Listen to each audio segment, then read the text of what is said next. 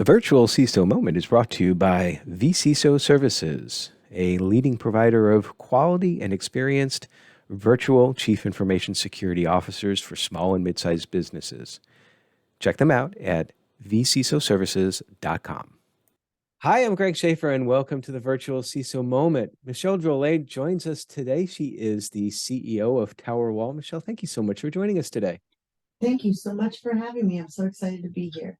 And I'm glad you're here. This is the last episode of 2022, number 65. I can't believe that I've done 65 of these this entire year. So thank you. I really appreciate you you spending a little bit of time here. So I'd like to get started with talking about how you got into IT and information security and cybersecurity, the how and the why, and then just take us through your journey to where you are with TowerWall.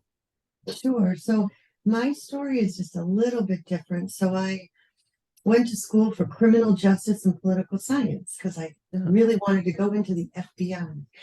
And I actually had an interview and I met my husband at that same time. So I had to choose between an interview with the FBI or this wonderful man that I've been married to for 35 years. So I think I made the right decision. It sounds like you did, yes. So to make a long story short, I ended up in tech, in project management, technical training, not anywhere close to being in cybersecurity. And fast forward, ended up at an organization that was a value-added reseller.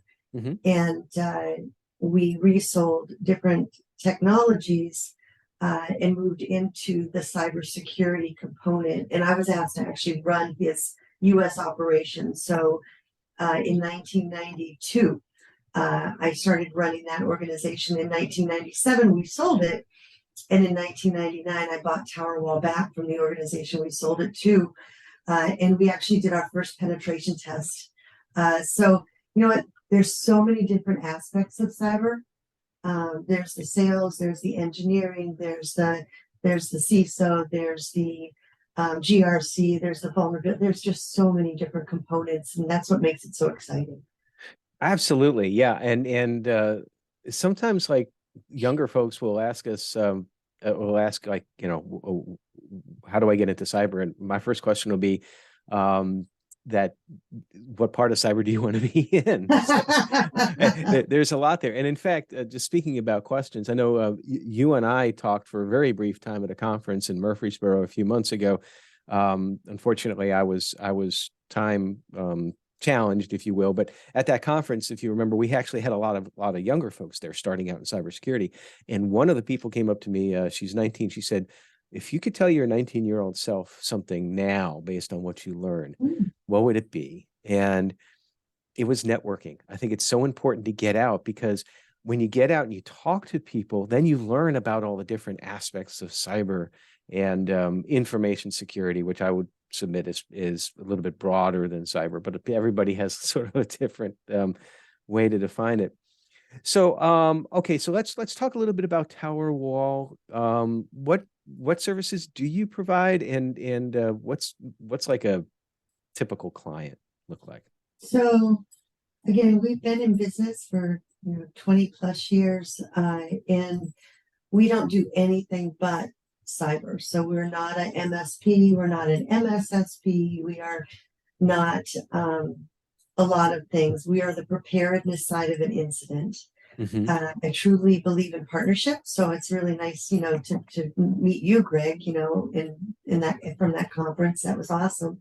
But we really try to walk alongside our customers in their different journeys for cyber, because everybody's in a different place. And whether we created something called 7 dimensions of cybersecurity.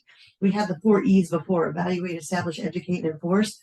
Mm-hmm. And we took that to a different level. And so when we look at cyber with our customers, whether they're SMB, whether they're mid-market, or whether they're enterprise, it's like, okay, what does your information security program look like? One of my consultants many, many moons ago said, you know what, you could build a house without a blueprint, but would you want to live in it? The same thing goes for cyber. Yeah, right? No, that's a very good analogy. Yeah, I like that. So, we can shoot from the hip, we can firefight, but that's not going to help us. So if we can have a really plan in place that build out an information security program plan, build out, your incident response plan, do your tabletop exercises. They don't have to be massive, even if you're little.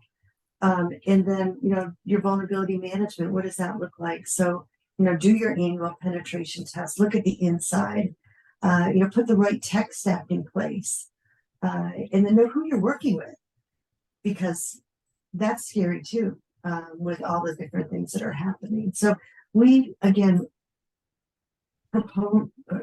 really promote ourselves as that fifth wall of our customer. And so our customers are in their four walls and they get really bogged down with a lot of different stuff. So what is that crowdsourcing? What's happening out in the industry? What do they need to pay attention to? And again, we really, really take pride in doing that.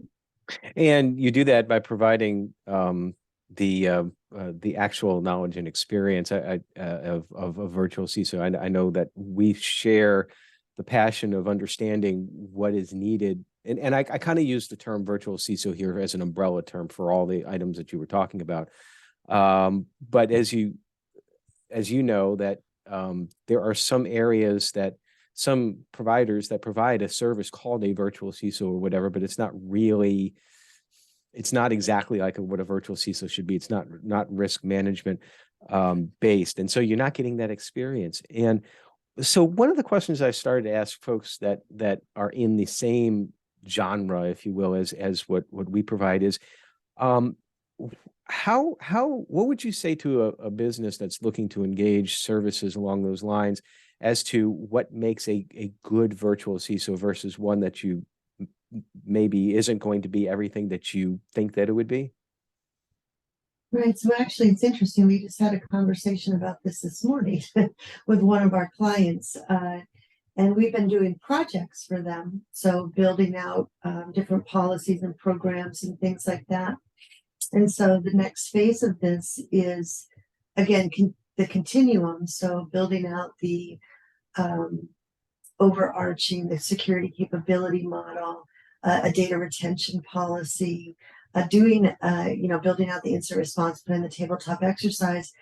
And while those are projects, they also need that C-level person to come in and be a place, have a placeholder in the C-suite, but also at the board, and be able to, answer the questionnaires and be able to be agile. So, and the sounding board. Right. And so that's what we really look for from a vCISO or a security consultant perspective. Everybody uses that term vCISO now.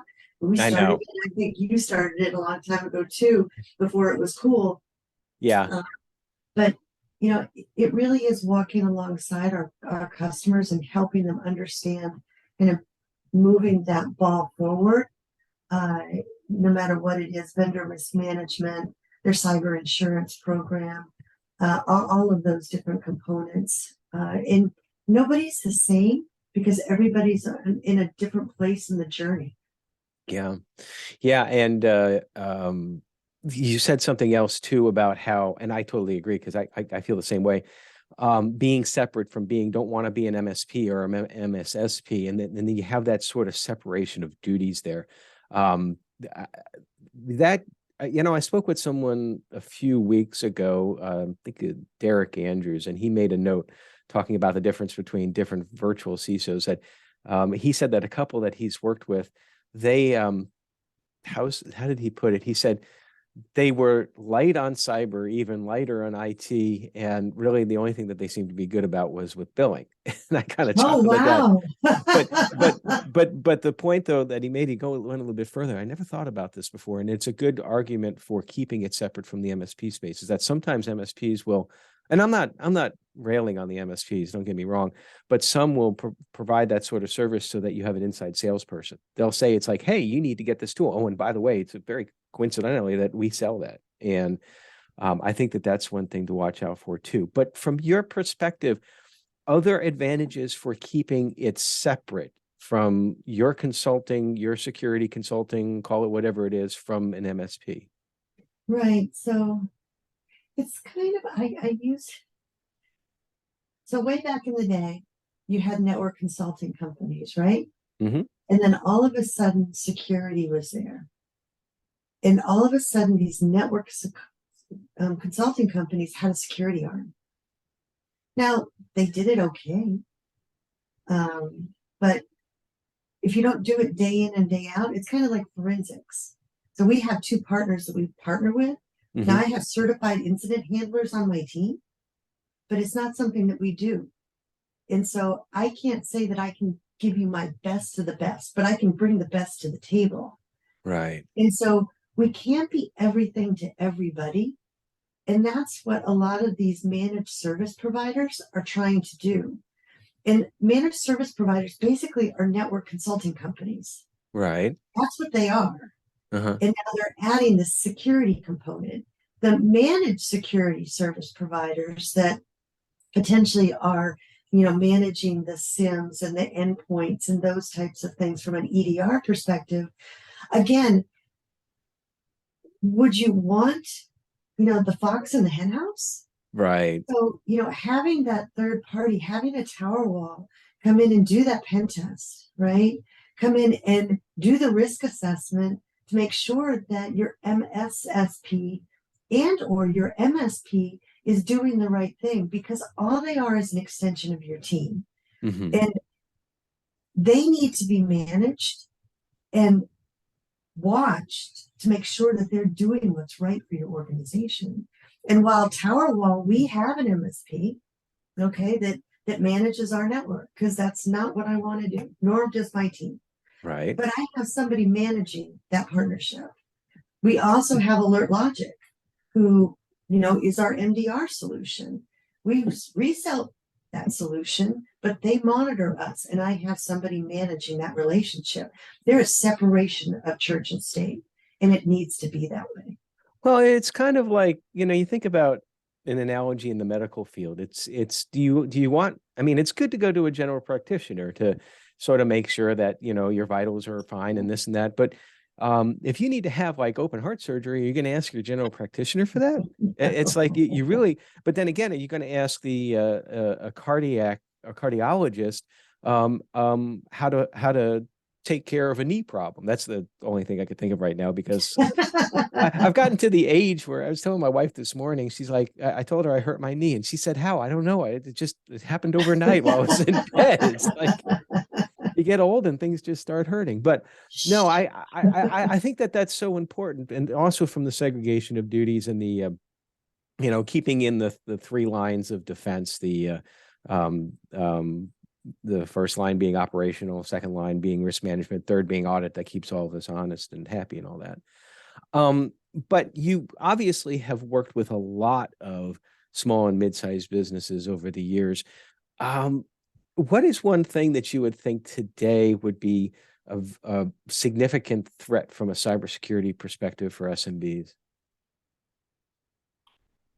Significant threat is ransomware. Uh-huh. Um, because number one, I was doing a little bit of research. I just did a talk recently, and I think it was 282 or 272. I can't remember the exact number. But when ransomware first came out, right, it was $500. It was $1,000. It was like nothing. It's like, okay, shouldn't pay it, but now it's significant. Yeah. And the organizations that have and get ransomed, even if they have cyber insurance, the statistic says that they're going to be out of business in 6 months, because it has that grave of impact. So user awareness, having your employees be part of your cybersecurity team is really important. Having your C-suite understand that just because you're small doesn't mean that people don't want you. Mm-hmm. Everybody Exactly. has something somebody wants, whether it's your IP, intellectual property, whether it's your bandwidth, whether it's your employees' information, whether it's healthcare records, whether it's social security, whatever it is, there's something that somebody wants. And so you need to do your due diligence and put the programs in place, no matter how big or small you are. And it needs to be right sized, and it needs to come from the top, from a risk perspective, right? with that risk mitigation that you were talking about earlier.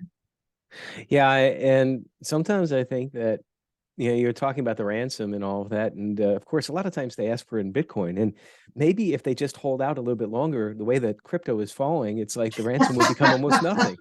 I mean, I think procrastination is great, but I'll get back on that topic at some point in time. Hold But on. but no, I think you hit on a very good point there too, as far as the risk management perspective of that for SMBs, because SMBs, I think sometimes they view cybersecurity risk as like an off-on type thing, and I know for me that was a very difficult concept to think about early in my career, where it's like if I can't provide 100% solution and something happens, I'm in trouble. I'm going to get fired. It's like no, it doesn't really work that way. And so to have that sort of experience, to be able to lead small, mid-sized businesses down that road is Well, valuable. and now there's a lot going on with privacy, right? Privacy and security are different things, right? Those are Yes, different very much so. discussions, but they're commingling, like with GDPR, or California or Massachusetts has MISPA now. Mhm. That's an act that should be signed as a regulation January or February. So, and there's steep fines for this stuff. So, understanding kind of where you play, but then understanding that you don't have to do everything. I always say to our customers, we don't need to drink from a fire hose, right? Yeah. Let's do things methodically.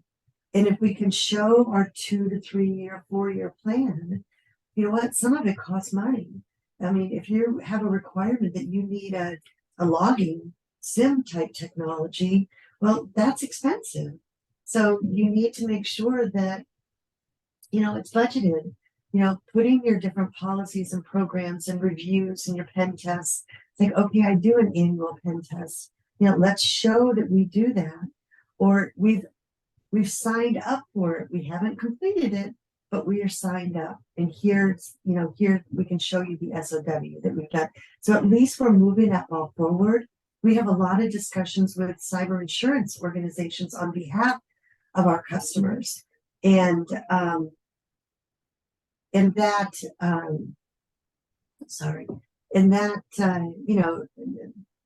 again, due diligence, due care,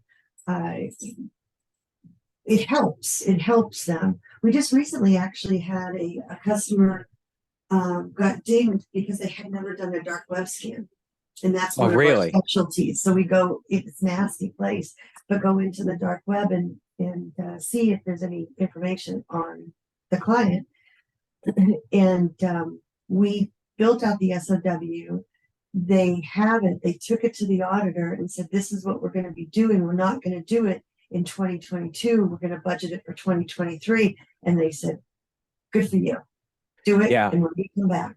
And that's so huge. A colleague of mine once referred to that as being directionally correct, but you're basically going forward in the right direction, because it's like you've acknowledged there's a problem, you've identified there's a problem, you've acknowledged it, and you've got a plan for it, and you can't just fix everything at once. Oh, and I charge $5 every time somebody uses that phrase. Okay, I am so writing it down. I can't and I'll send you the $5. I cannot claim credit for it, but it is a very important concept. I just about every auditor that I've dealt with, and you could probably agree with this too. Well, you pretty much just said that. If you can show the auditor that you're making progress in a certain direction, they're going to give you some leeway. Now, if you say that, okay, we've got this plan to be implemented next year, and then next year they audit. Then all bets are off. Yeah, and it's almost like a shame, fool me once, shame on me, fool me twice, shame on you type thing. You don't want to go too far down that path. Right. We do a lot of like SOC 2, type 1, type 2 readiness. Yeah. And then, walk alongside our clients through the audits or ISO readiness. And so, again, that first audit, when the auditors come in, there's dancing that happens, right? And then as you progress, the dancing gets less because they ask more. And now a lot of these things are getting much more entrenched in the cybersecurity or information security components. And they're, if you're getting the auditor, from Deloitte, that's right out of college that has the checklist, well, we've all had those, right? And that's not value. It's the folks like Greg, yourself, or my consultants who've all sat on the customer side of the table and understands, if they answer this question this way, we should ask this question. And Right. let's do a little bit more probing than just check off boxes, because that's going to actually help our customers. That experience is invaluable. Made me think about when I was in the Air Force early on, and when an officer is first minted, if you will, a second lieutenant, they have little gold bars on their shoulders, so we called them butter bars, and it was not a complimentary saying per se. I mean, because typically a butter bar newly minted, they thought they knew everything. I would rather listen to a 5-year staff sergeant than a 5-day butter bar, but you still had to salute them and all that and everything. So you still got to play with whatever auditor you got. It's just sometimes you get the hand that you're dealt. Well, certainly everything in cyber and everything in IT is and information security can be stressful. And I know for a fact, I'm about 5.5 years into this business, and you've done it successfully for a lot longer. And I hope one day I can say the same thing. But I have learned that it can be pretty stressful, some days more than others, but that you got to figure out some sort of way to get away from the stress for a little while. What's one thing that you do to decompress and get away from the stress? I love wine. No. Well, there you go. There we go. So we have a second home in Plymouth, Massachusetts, and it overlooks the ocean. Mm-hmm. And so going for walks on the beach and having my family around and having nice meals and just relaxing. Gardening, I love. Riding bikes. I love to exercise. That's probably one of my big things. Is I exercise six days a week. And I think that keeps me mentally sharper and just physically better. Oh, absolutely. I am a huge proponent. I work out at least 6 days a week as well too. I think my knee issue actually was from Saturday doing deadlifts, tell you the truth. It just didn't manifest itself until Sunday evening. But Plymouth, when I was a kid, they talked about the Pilgrims landing at something called Plymouth Rock. Is there really a rock? Oh, it's teeny tiny. It's very unimpressive. Really? I thought it was like the size of Mount Rushmore or something like that. Holy moly. No, it's really kind of funny. People look at it and they go, oh. But yeah, okay. But you have to go see it. And Plymouth is it's a very cool place. So it's how far from Boston, roughly? Just to give me an idea. So it's about 55 miles from our house where we live here. Are you in Boston? We're right outside. We're about 15 miles outside of Boston. Oh, okay. I guess I didn't realize that. I was just using Boston as sort of I've been to Boston, but I've never been to Plymouth Rock. So an hour, maybe a little bit longer drive. Yeah, like that, exactly. That's depending exactly upon if you right. speed and whether or not you get caught. So exactly. So well, future plans for the company and for you. Where's Terrawall going in the future? So we continue to grow. It's crazy. We continue to add to our team. I'm very blessed. My oldest daughter joined as my director of sales, and she's very, very smart. So while I did not really have kind of a plan, I think I might have more of a plan to have her, potentially take over. But not for a little while, because I still love what I do. Well, very good. I do too. I've mentioned many times to folks that I'm thinking about retiring, and I'm like, I don't know if I'm going to retire, when I'm going to retire. And actually, in some ways, when I left corporate 5.5 years ago, this was my retirement. Now I'm just having a ball with it. So you know what? And what I say is, as long as we can continue to help our customers or just people, businesses, to keep those bad people out of their networks or out of their environments. I got a call Thursday, Friday, from somebody who just retired as the president of a university, and their son works for a organization that does promotions for gamers in YouTube and TikTok, and their CEO had issues. And so I helped walk them through different things. I mean, that wasn't paid for. It was just doing the right thing, helping, clean stuff up so that the bad guys can't do what they need to do because it's $1 trillion industry, right? It's crazy. It's crazy. So if we all stick together and work hard and smart, then maybe we can protect. Amen. Yes. And you know what? Thank you for that segue, because it lets me to say one more time this year before 2023 that if you have a heart of a servant, you'll always be successful. So, Michelle, thank you so much for joining us today and being our last special guest of the year. I really appreciate your time and I appreciate catching up. Yeah, it was very nice. I appreciate it as well. So I'm going to invite you to something soon. Okay. Okay, great. And everybody, Happy New Year and stay secure.